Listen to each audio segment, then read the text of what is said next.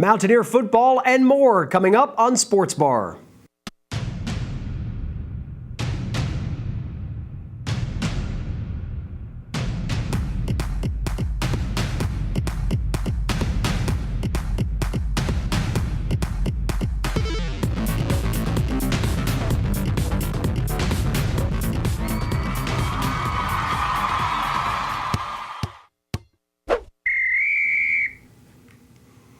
Hello, everybody. Welcome to Sports Bar. I'm David Jackson. We've got a lot to talk about today, so let's get right to it with two of our student sports fanatics, Ashton Schlochter, Travis Stanley. I'll get that out eventually. Too much of the warm beers so far, whatever this is over here. Ashton, I know you got your football fix finally. Are you satisfied now? Are you happy? Can life continue to move on? Well, maybe. I mean, I'm satisfied that football's happened. I mean, I'm not saying that this weekend was definitely the best showing of college football that we possibly could have seen. At least, I mean, it was a great game to watch, especially here at home, to see us, kind of destroy Howard. But I don't know. I like going to see a more competitive game. So it was fun to watch it happen and finally be able to see some football. But I'm really hoping for Clemson next week to really get, a true football game going. Well, there'll be a competition there for sure. Travis, you were at the game. I know your thoughts on the Apps win over Howard to start out. Well, kind of like what she said, you never really know what you're going to get from week one. I mean, a game like that, hopefully you're going to get some guys in the game that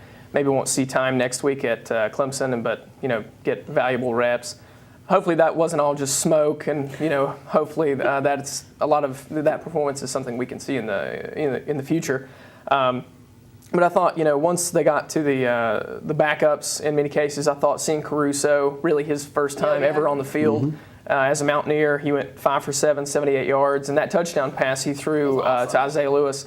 He did exactly what you're supposed to do. He threw into the pressure of the defense, and he had some nice touch on that ball. It was also a nice grab by Lewis. So overall, I was pretty pleased with the Mountaineers' performance. It was definitely valuable for the backups. Get some guys in there who aren't necessarily going to see the playing time that I would like to see the rest of the season. So it was good to see that we've got the depth that Satterfield's been working really hard on acquiring. So I think it was a valuable game. It felt kind of weird though. I mean, only in that it kind of felt like a preseason warm-up, like scrimmage, as opposed to a true game. Yeah, I think we said on the radio that it felt a lot like NFL preseason week 3, where you got the team out there. And, hey, let's be honest here. It's nice to get back to that point. Just a couple of years ago, Appalachian was losing to Charleston Southern and North Carolina A&T. So it's glad to know that we've returned to our roots, so to speak. But it was good. The biggest takeaway from my perspective was seeing the team come out focused from the start against a team that, again, you're talking about maybe a lesser caliber opponent than you'll see normally in Sunbelt play at least.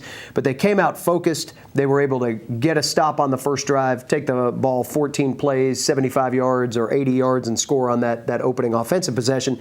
And then they came out in the third quarter and were equally as focused again and put together a good offensive drive, put the game away, and there was no sloppiness. A lot of times in a game like that, it gets sloppy as it gets late, and I never thought they really hit that trail-off point. Yeah, well, in the almost video game-like yardage of the 663 yards, that's 298 of which in the air. I mean, it's good to see that we're able to put up those numbers in a game like this because, definitely like you were saying, a couple years ago we would have been, not doing that by any means. So it's good to see that we're able to play when we have the chance and actually just go out there and play good football as opposed to make a stupid mistake and ends up messing up. And I thought defensively it was nice to see them put up a shutout. Even though they were facing a team in Howard that's in the MEAC, I believe. But with that being said, I'm pretty sure Howard. I know they don't have their quarterback from last year this year, but they still returned a lot of guys on a team last year that was one of the better offensive teams in that league. I hated it for Howard's quarterback as well because he didn't get a whole lot of help. There was quite a few drops, and I found myself thinking, wow, he could really use that one as a confidence builder, and that guy let him down. But defensively, and then special teams, Maddox. I know he didn't have a field goal attempt, but it was nice to see all the extra points hit. That was nice. But his kickoffs were big too, because one thing that Howard did have were two guys that were burners in the special teams game. One of them returned a 100-yard kickoff last year. The other one 2 years prior returned a 76-yarder for a touchdown. So you knew that was an area where they had a dynamic that could be somewhat dangerous, and Maddox did exactly what you want him to do, and I think he kicked out of the back of the end zone 4 out of 6 times, and they returned one from about midway back once and didn't get anywhere with that. Yeah. So, and that will be a big key with Clemson coming up too, is understanding that they've got skilled players in the return game. The first kickoff return they had against Wofford went for 40 yards. They had another long punt return there too.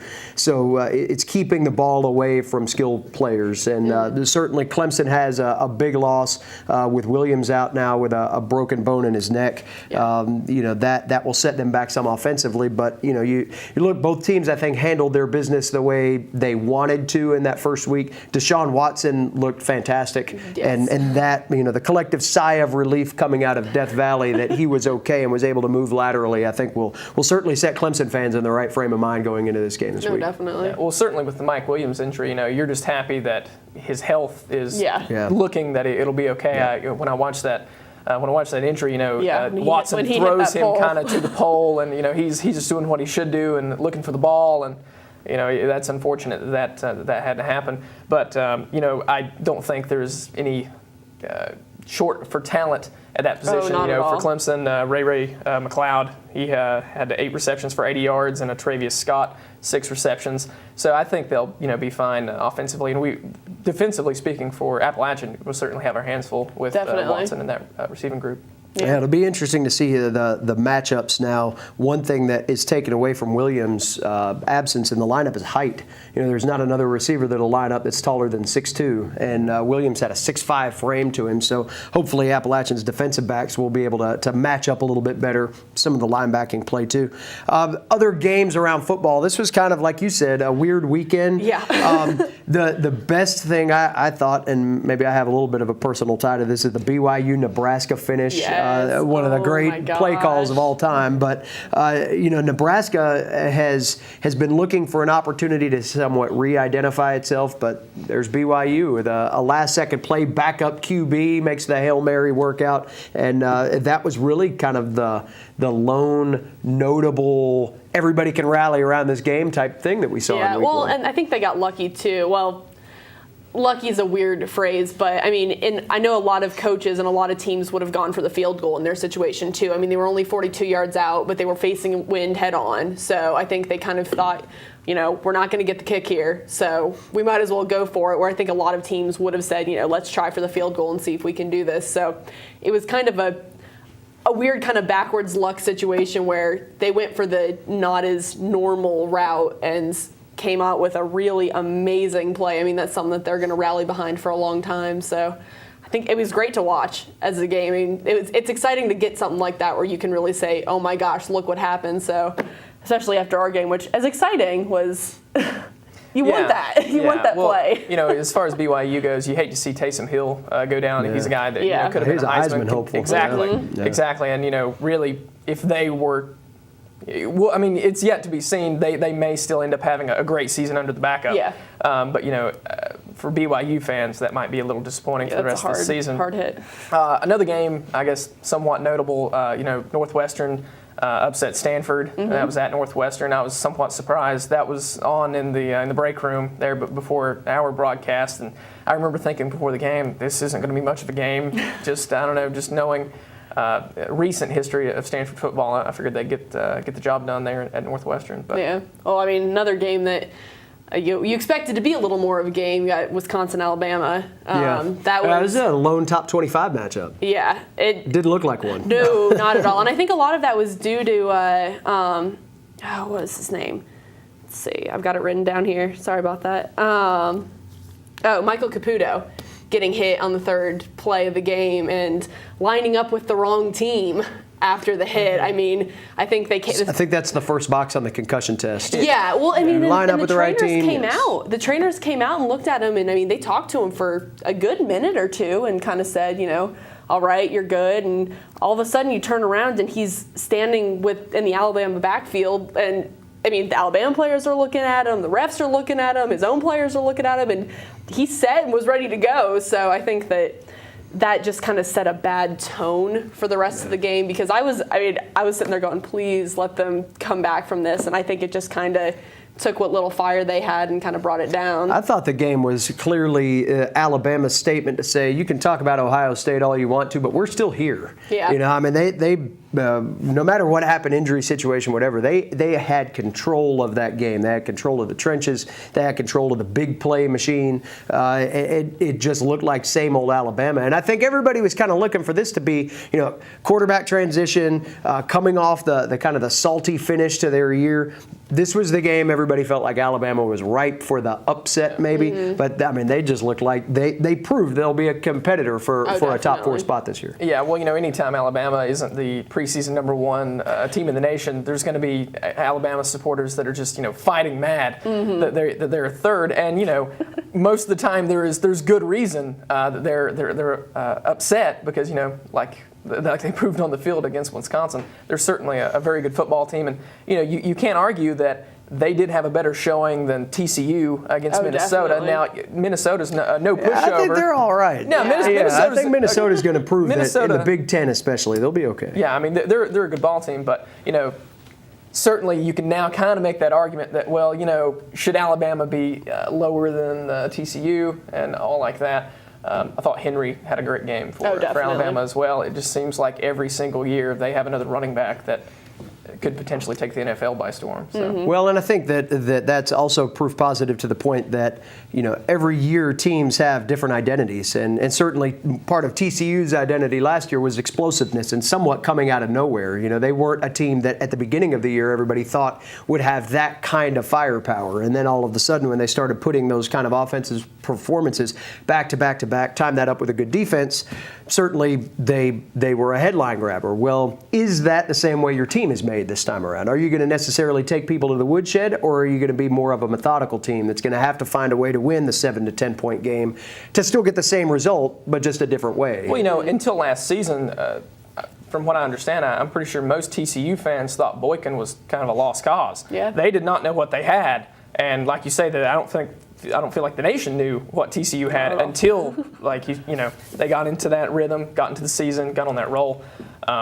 So, and that's the way it is for the vast majority of the country. You know, like we said, it's week 1. We don't know. We really know nothing right now. Even like, you know, help me, Arizona. Who did they play? Arizona State, that is. Texas A&M. Texas A&M. Yes, thank you. You know, we don't really. That's a Texas A&M like perfect thing though. Week 1 they beat somebody they have no business beating, and they do it in a way that makes you really buy into them. And then 3 weeks from now, But the point I was going to make was that we really don't know exactly how good either of those teams are. You know, Arizona State came in, you know, as the ranked team in that situation. But I don't think anyone thought it was a surprise that Texas A&M necessarily beat them. You know, Texas A&M plays in the mighty SEC now. Yeah. You know, so. Well, Kyle Allen had a good game. He did. You know, He he played well, strong. I mean, 200 yards passing. And certainly so. Texas A&M's defense really came to play, both defensive ends. So. Yeah. Last college game to talk about here before we move on to the NFL, Auburn-Louisville. There was so much made about Bobby Petrino holding out on the quarterback decision, and then, I mean, QB play for Louisville was atrocious in this game. Yeah. And that I think Auburn, again, making a statement in somewhat of a showdown game that they have the tools, especially with the defensive side of things. The pass rush they put on Louisville in that game was tremendous, and it was relentless. And that will be a major cog moving forward for Auburn to be able to set the tone defensively. Yeah, the final score in this game wasn't really indicative of how that game went. Mm-hmm. You know, if you just saw it, you know, you'd think, oh, well, you know, Louisville, you know, like you say, had a decent game, but you know, like quarterback play was atrocious. It'll be interesting to see how Louisville plays in the ACC this year, whether they can get that straightened out a little. Yeah. And, you know, because there was times in that soon. Exactly, and there was times After in us. that game, you know, towards the end of the game that they looked okay. Yeah. So we'll see how that plays itself out. Yeah. Overall, it's a weird weekend. Yeah, transition on to the NFL, and NFL action gets started on Thursday night. 53-man rosters were put together over the weekend, and a strange cut from Carolina's perspective to see a team without a star power, just treasure trove of wide receivers. they cut one loose that had been a big part of their offense a year ago, and that was Brenton Burson, a guy that impacted on special teams. You would think with the way that the roster is made that a guy like Burson would have been safe because he's got experience. They don't have a ton of that, especially with their number one receiver having never caught a pass in an NFL game of any kind whatsoever. But Burson now on the practice squad, that was kind of a head-scratcher coming out of Charlotte. Yeah. I mean, it confused me. I thought Burson would be a guy who certainly wouldn't be your 2 or your 3 option. But, would be a guy who could be your 4th or your 5th. He's got pretty sure hands from what I can see. He runs pretty good routes. And 2, he's the only, he was the first Wofford player in forever to make an NFL roster. And I thought maybe the connection with Jerry Richardson might help, and might keep him on that roster. I don't really know where they go now unless possibly they didn't go anywhere. They didn't add anybody yesterday. Exactly. So I don't know. I guess it's yet to be seen how that'll work out. But I think his run blocking they're going to miss, especially definitely. with a ground game that you're going to have to rely on because you don't have the proven targets in the wide receiving core. But that's one thing he brought from Wofford was the ability to get out in the ground attack and run block from the wide receiver position, and that will be gone. I think another interesting thing, kind of tying Carolina into this, there was so much discussion a few weeks ago about Reggie Wayne needing to go to Charlotte, and now he can go there and watch a game because he doesn't have a job. Yeah. He was another guy that got cut by the Patriots, and you wouldn't expect if he's going to get the shot and you want somebody that experienced to be on a team, maybe he finds his way on a roster, but another guy that at least went through the first 24 hours after rosters were put together and didn't get anything from anybody else. He's an interesting situation, though, because, everyone, Patriots, media, everyone is saying that it wasn't a typical cut in that, we just don't want you on the team, whatever. He asked to be released. He said, this is not where I want to play, which I would love to be a fly on the wall in the room when he's talking to the coaches and everything, because I want to know what happened so badly there. Because they can say all they want, he didn't fit in with our playing style and something happened, I think, that they just don't want to talk about. But so I think he's an interesting cut in general because I think he's a good player who could have found a place on the Patriots had whatever had gone wrong, not gone wrong. So I think he was ready to retire before all this happened, and kind of he tottered a little bit and said, okay, maybe one more year, and then I think he got into everything and then thought, no, one more year, maybe not. He's going to take a step back. So it's hard to know, though, with the way the NFL retire process works. People come back. He could find his way back to the Panthers or, pretty much any of the teams right now if you really wanted to. Yeah, so. well, I was surprised as well. Normally going to New England as an older player, especially as a receiver, everyone finds the fountain of youth. Yeah. Generally there in New England. So, like you say, certainly interesting. I wouldn't mind to see him in a Panther uniform, certainly, but I don't think anybody would. Yeah, exactly. So I don't know. He looks good in blue. Interesting, though, that him getting cut by the Patriots actually helps open up a door in some respects for Tavarez Cadet, former Appalachian player that's at New England now. Takes some of the versatility away from their wide receiving core, and that's somewhere where Cadet can step in as kind of a hybrid running back slot receiver type guy and maybe get a few passes there. Another roster note with Appalachian ties, Kendall Lamb made the 53-man roster of the Houston Texans. Interesting to see if they do anything with that on Hard Knocks because he was definitely one of the guys there toward the end that you felt like was on the bubble, but that now gives Appalachian, if you count Kilgore, who's on the in-season PUP list now with San Francisco, that'll be 6 active guys on NFL rosters here to start the year, and Kendall certainly doing a great job in camp putting himself in that position. Yeah. Well, I don't know. Lamb, when he was at Appalachian, he was certainly last year. I was really concerned, they wouldn't be able to find a guy who would be able to fill that hole. And hopefully, I think we have one in Harris, but hopefully.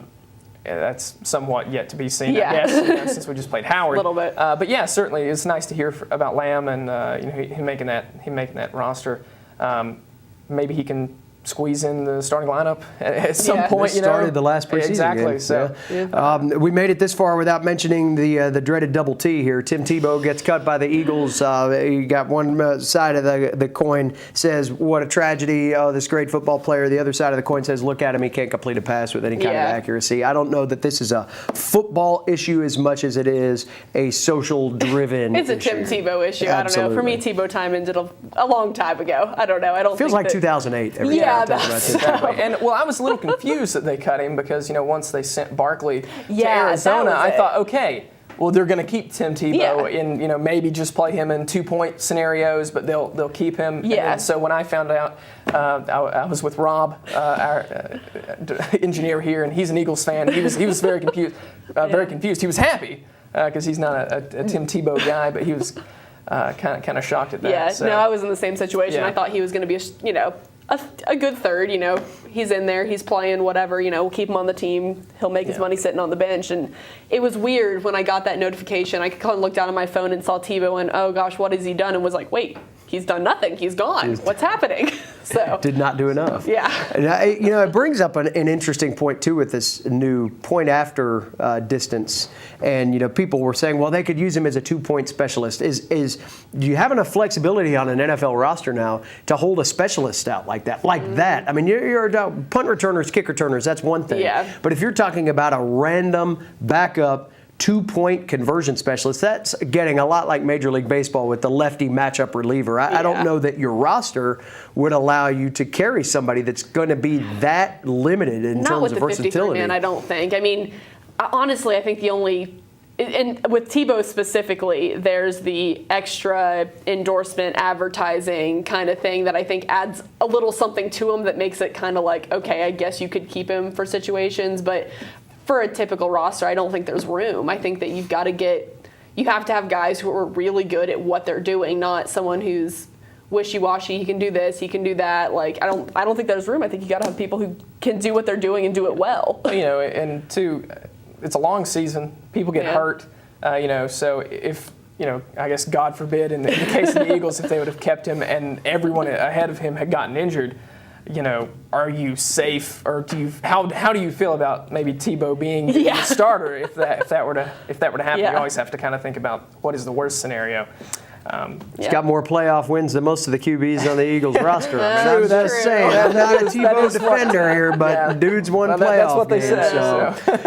said. Quickly going to tennis here, U.S. Open heading into the real meat of that tournament that gets folks excited. The Venus Slam stays intact. I think as we've talked about this summer, golf needing to find somebody new to rally around. Tennis has got their star. There's no doubt about that. And now that Venus is moving into the quarterfinals and beyond that, most likely, now you've got a captivating figure to bring the nation around a program or a sport rather that's lost some of its national luster, if you will, but still has a figure that can help bring people around from time to time. Yeah, well, and she's fun to watch. I mean, I'm excited to continue to keep an eye on her. It's fun to see the highlights. I can't say that I sit down and watch a full tennis match really that often at all, but I mean, it's fun to go through and, flip it on, see the highlights, that kind of thing. And it's a person you can cheer for constantly. It's She's good toying with people now, too. She went down in the first set the other day and just was like, drop the hammer. For me, it's the sheer dominance factor. It's kind of it creates an aura around her and women's tennis in that way.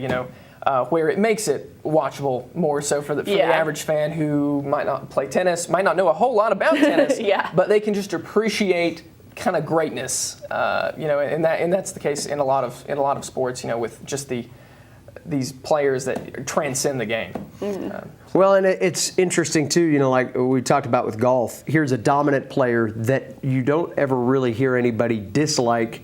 Venus, you don't hear anybody, crash on her game, yet she's a dominant player and has set the bar for the tennis scene. Yet on the golf course, you look back to the Tiger factor again. Yeah. Here's a dominant player there for a while, at least, that was doing his thing, yet was such a polarizing figure. What's the difference there? Is it all about the outside persona help driving what these people become, rather than just their athletic exploits? Oh, it's got to be, because I think there was a lot less of the Tiger factor back before all of the drama in his personal life. I think people were a little more inclined to just see him go out and play a good game. I mean, I know I was one of those people who was like, oh, Tiger did well. Awesome for him, moving on. And then once all that drama happened, it became a lot more of, you either love him or you hate him. And I think that that's the big thing with Williams is that, at least for the most part, she doesn't have that big outside drama that people are looking at and saying, maybe I don't like you so much as a person, or I don't connect with you as a person. And, as a tennis player, everyone's like, yo, she's a good player. We're going to watch her, and I hope she wins and does well. So, but with that being said, that probably means she's not going to rise to necessarily the Tiger Woods level, just because she doesn't have those people. You don't get the viewers. Yeah, you don't get the viewers because you don't have. You're only getting people who like that player as opposed to people who dislike the player too and watch just because they dislike that player. Yeah. So.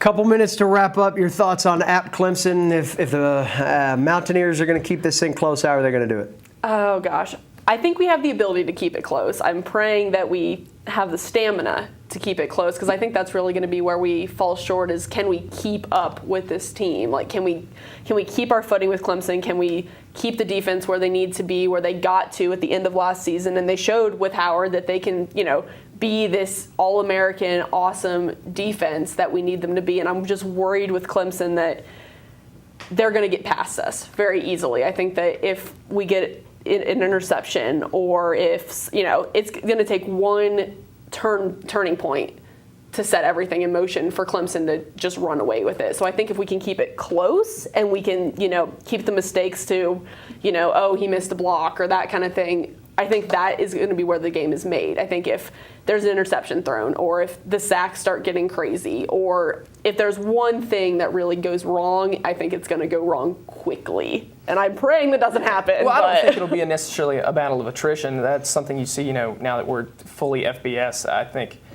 at least keeping up from a depth standpoint is something we can do a whole lot better now than we used to be able to. And I think offensively we're in better shape than we are defensively. Deshaun Watson is going to be a handful. I think if we stay in this game, it'll certainly be I don't know. I don't want to call it a barn burner necessarily. But big matchup to watch: Ronald Blair against a true freshman left tackle. Yeah. If you can win the battle of the trenches, you can stay in the game, and that's hopefully what Appalachian could do. It's the last call here at the Sports Bar. But as always, we'd like to invite you to contact us at watchapptv.com. We'll be back here again next time. So long, everybody. Happy Labor Day. I'm David Jackson.